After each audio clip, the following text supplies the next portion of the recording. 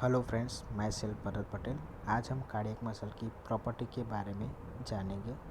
तो ये question physiology में लॉन्ग क्वेश्चन में पूछा जाता है और कभी शॉर्ट नोट में भी आ सकता है। तो ये कार्डियक मसल की स्ट्रक्चर है। तो कार्डियक मसल ब्रांच में अरेंज होते हैं और बीच में सिंगल न्यूक्लियस होता है और उसके आसपास इंटरकैलेटेड डिस्क रहती है। बेसिक 4 टाइप की प्रॉपर्टीज़ होती है कार्डियक मसल की। फर्स्ट है excitability, second contractility, third automaticity and rhythmicity, fourth conductivity. Excitability क्या है?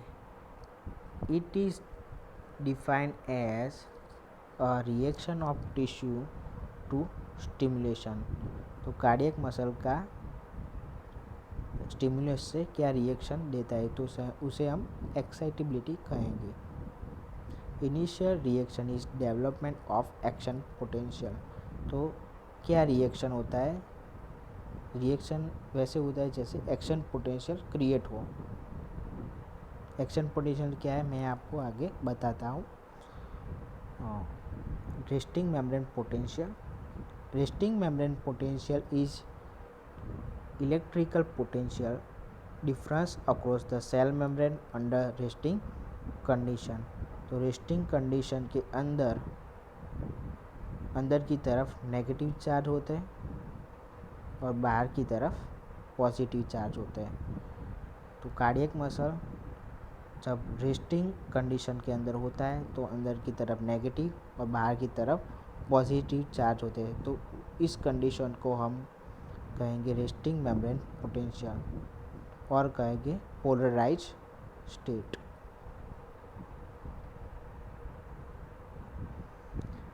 एक सिंगल कार्डियक मसल फाइबर की रेस्टिंग मेम्ब्रेन पोटेंशियल है -85 to -95।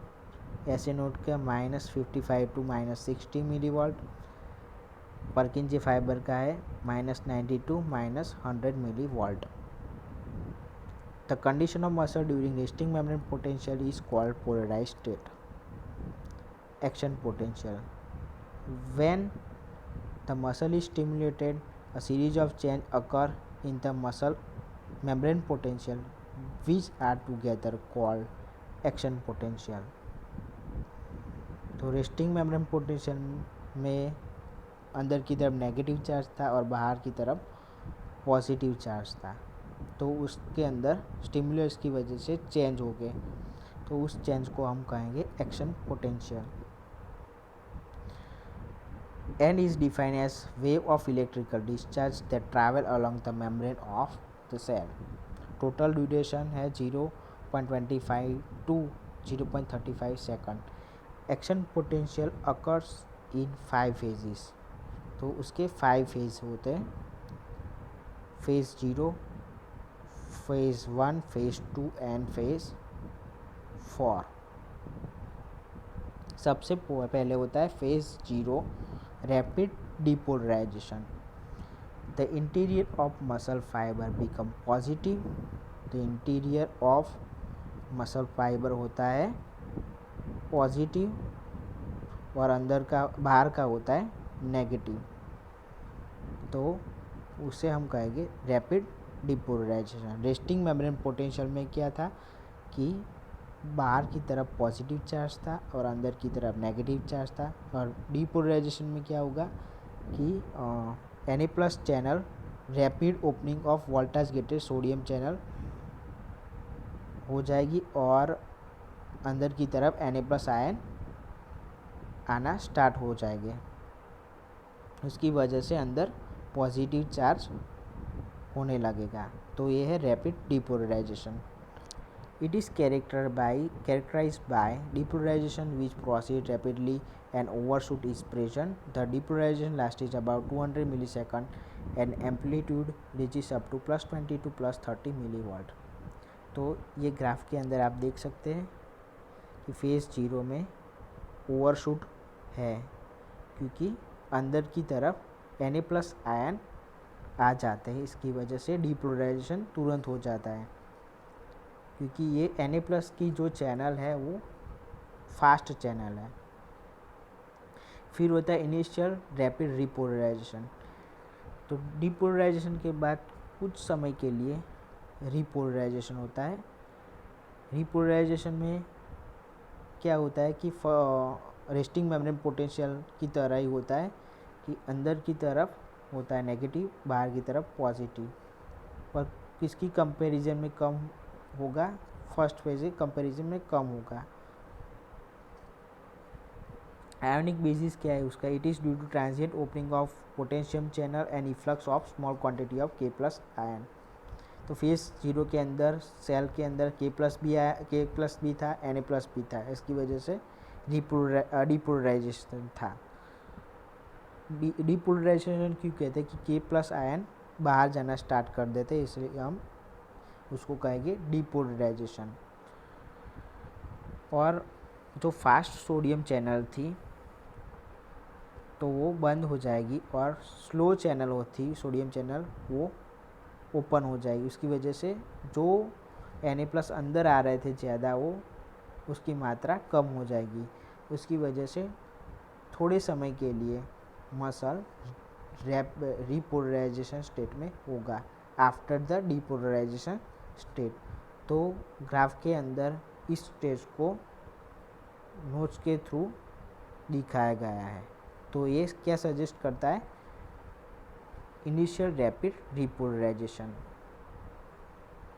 Phase 2 plateau 2 final depolarisation. After the second phase, muscle fiber remain in depolarized state for some time. It form the play to stable period and lasted about 100 to 200 millisecond. During this phase, membrane potential falls very slowly, only to minus 40 milliwatt due to play to contraction time is longer in cardiac muscle by about 5 to 15 times in skeletal muscle. Ionic basis क्या है, it is due to slow influx of Ca plus 2 ion resulting from opening of sarcolemma L type Ca plus 2 channel। तो Ca plus 2 ion अंदर आना start हो जाएंगे। Closure of distance set of K plus channel called the inward rectifying K plus channel. जो आगे के phase में K plus ion बाहर जा रहे थे तो K प्लस की चैनल बंद हो जाएगी, उसकी वजह से K प्लस अंदर ठहरेंगे, इसीलिए डिपोलराइजेशन स्टेबल होगा। तो इस स्टेज को ग्राफ में हॉरिजॉन्टल लाइन में बताया गया है। तो ये सेकंड फेज फाइनल डिपोलराइजेशन और प्ले टू स्टेबल पीरियड। फिर होता है repolarisation. During this phase complete repolarisation occur and the membrane potential falls to the approximate resting value minus 80 milliwatt। तो डिपोलराइजेशन के बाद अंदर की तरफ माइनस आयन हो जाएंगे और बाहर पॉजिटिव आयन हो जाएंगे। और डिपोलराइजेशन कैसे स्टार्ट होता है, क्योंकि इस फेज के अंदर के प्लस आयन बाहर जाना स्टार्ट कर देते हैं, इसकी वजह से के प्लस आयन बाहर ज़्यादा होंगे और अंदर पॉजिटिव आयन कम हो जाएंगे, इसलिए अंदर की तरफ नेगेटिव ज़्यादा होंगे और बाहर की तरफ पॉजिटिव ज़्यादा होंगे।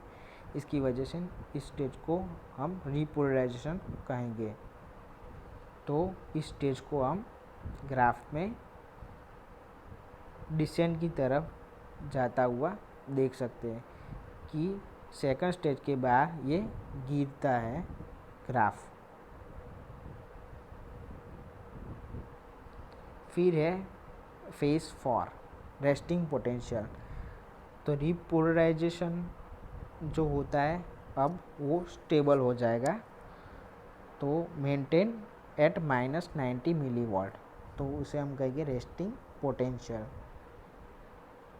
तो ये था सब एक्शन पोटेंशियल के बारे में। तो ये 5 फेज के अंदर होता है, phase 0, phase 1, phase 2, phase 3 and phase 4। तो ये डिटेल में आपको लिखना है। तो आगे मैं दूसरा वीडियो बना देता हूँ, और इस वीडियो को लाइक करें, शेयर करें और सब्सक्राइब करें। Thank you for watching video. Have a good day.